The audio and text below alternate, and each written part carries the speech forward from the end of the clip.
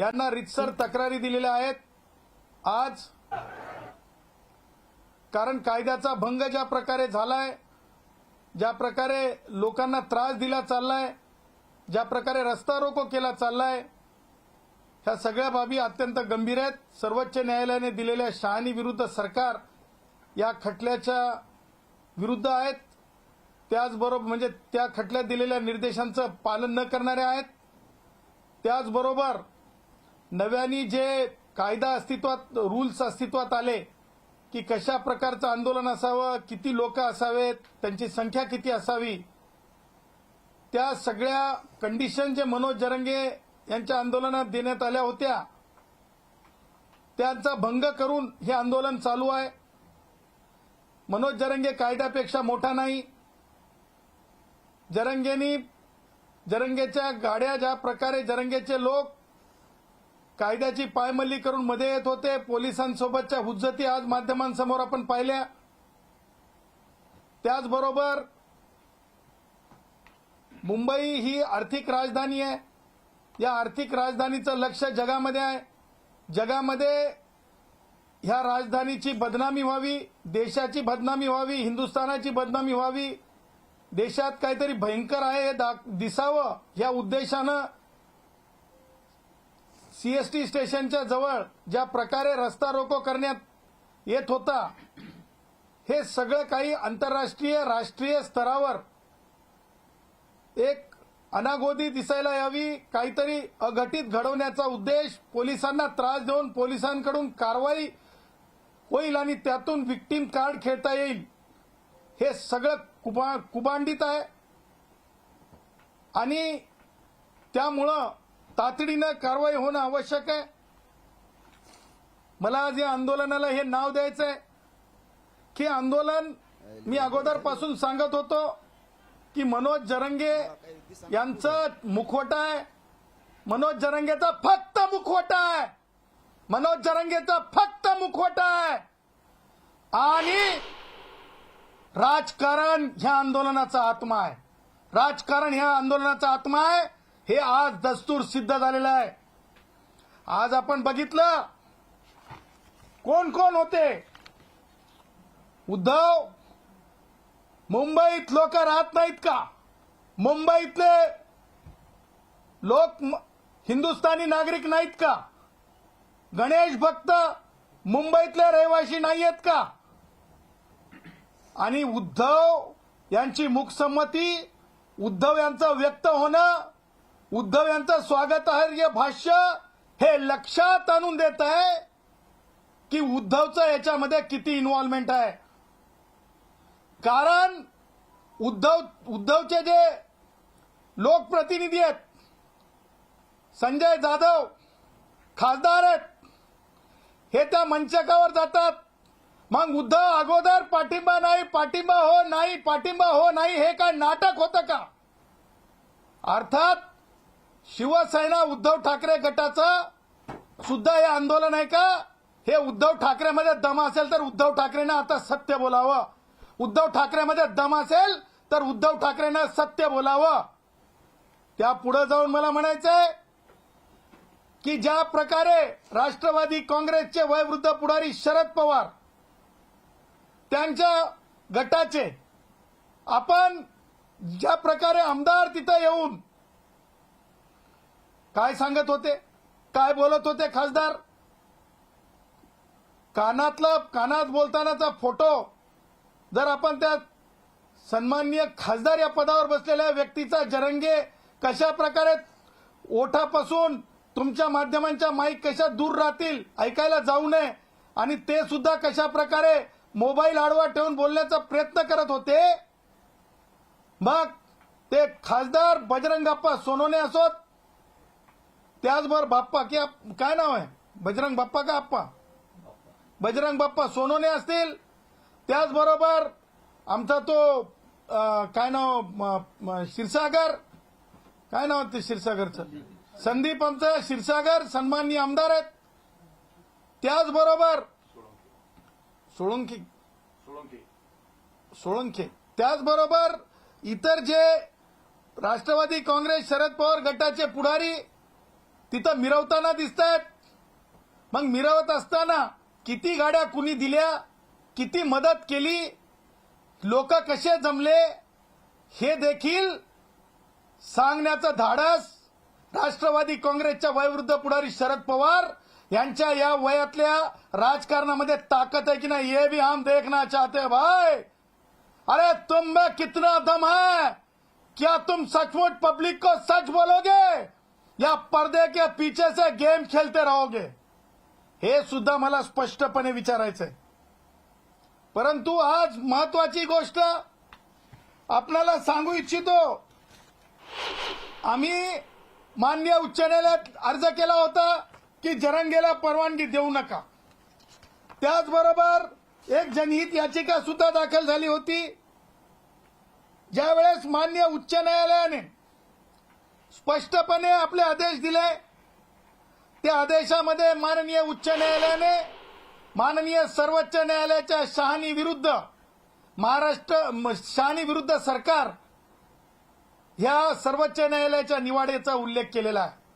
त्याच्यात स्पष्ट आहे की गाड्यांची रोकथाम होऊ नये, त्याच्यात स्पष्ट आहे रस्ते रोको होऊ नयेत, त्याच्यात स्पष्ट आहे की कोणत्याही प्रकारचं दळणवळणाचं नुकसान होऊ नये, त्याच्यात स्पष्ट आहे की नुकसानाची भरपाई कोणाच्या खिशातून करावी आणि जे इन्स्टिगेट करतात त्यांना कशा प्रकारे प्रतिबंध करावा, इव्हन अटकेपर्यंतच्या कशा प्रकारे कारवाई व्हावी, हे सुद्धा जे आहे त्या निकालावरून पोलिसांना अधिकार प्राप्त होतो.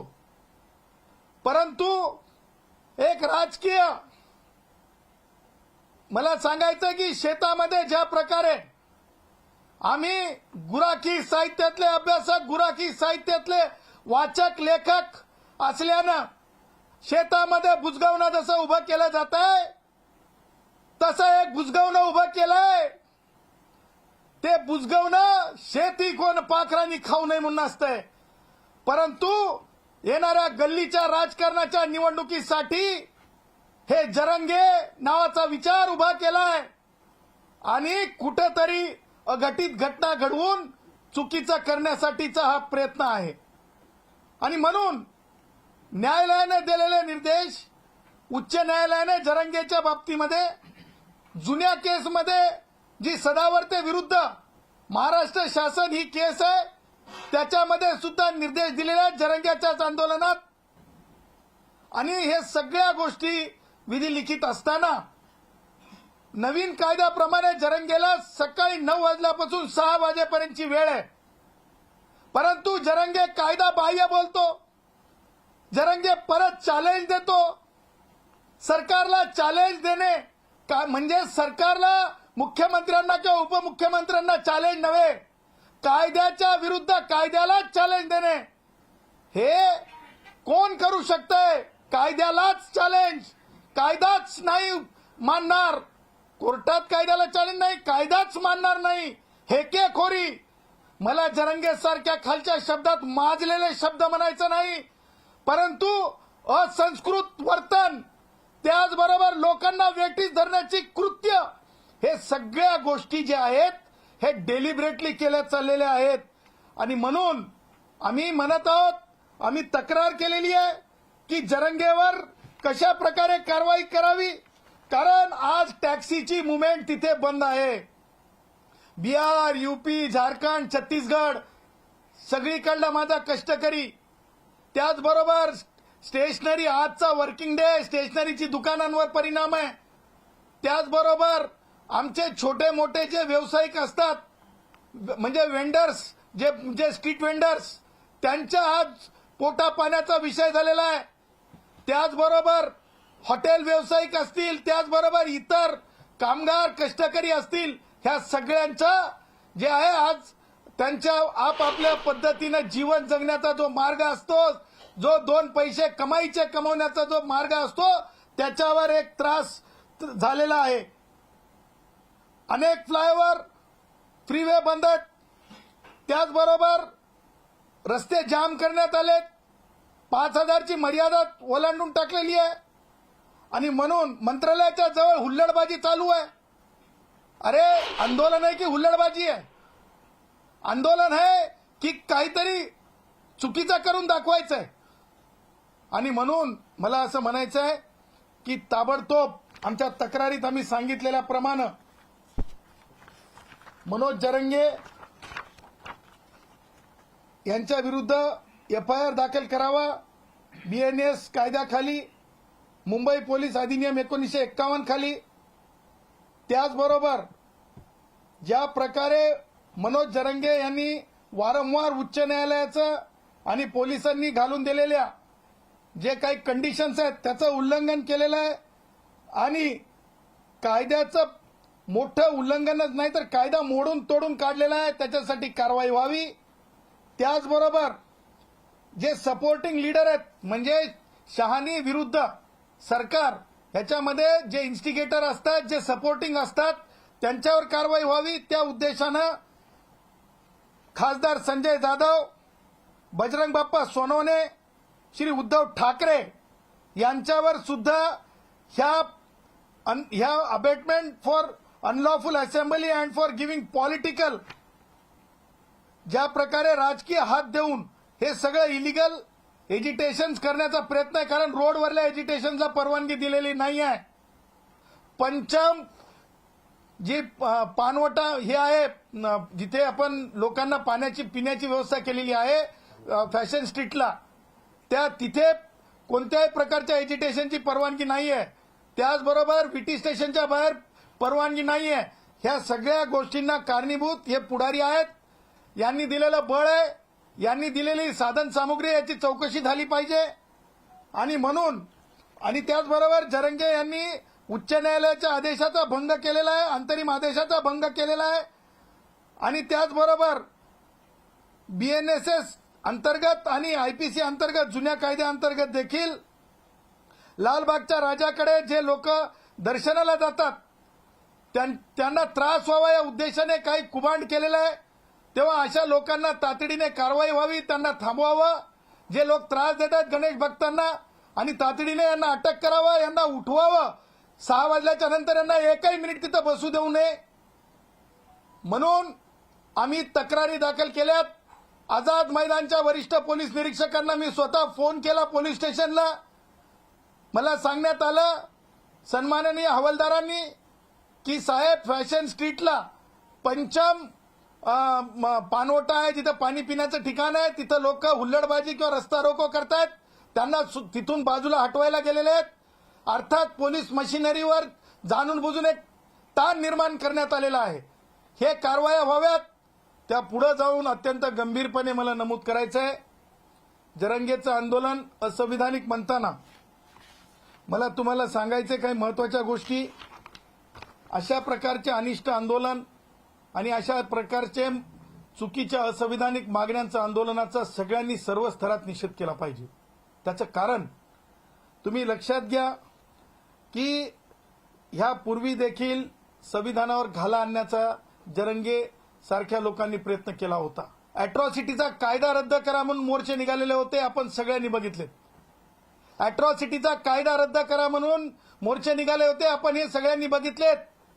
अॅट्रॉसिटीचा कायदा सुद्धा भारतीय संविधानातून निर्माण झालेला आहे आणि आरक्षणाचा कायदा सुद्धा भारतीय संविधानातून निर्माण झालेला आहे. आणि म्हणून मागासलेपणामध्ये माझे मराठा भाऊ ओबीसी म्हणून येऊ शकत नाहीत, हे सर्वोच्च न्यायालयाने जयश्री पाटील विरुद्ध मुख्यमंत्री महाराष्ट्र शासन ह्या केसमध्ये सांगितलेलं आहे. म्हणून हे संविधानालाच तोडमोड करण्यासाठीचं आंदोलन आहे. संविधानालाच म्हणजे एका प्रकारे कुठे ना कुठे डॅमेज करणारे आंदोलन आहे. हे आंदोलनात जे कोणी सहभागी होत आहेत ते संविधान विरोधी आहेत. संविधानाच्या विरोधात जे कोणी सामील होत असेल आणि अशा प्रकारे हिंसक जुनाच जरंगेचा इतिहास आहे, त्याच इतिहासाची पुनरावृत्ती आहे की लोकांना थांबवणे, वेटीस धरणे, लोकांच्या रोजीरोटीपासून थांबवणे हे सुद्धा हिंसक आणि क्रूर कृत्यामध्येच मोडतंय. तेव्हा ह्या अशा संविधानाला तोडमोड करणाऱ्या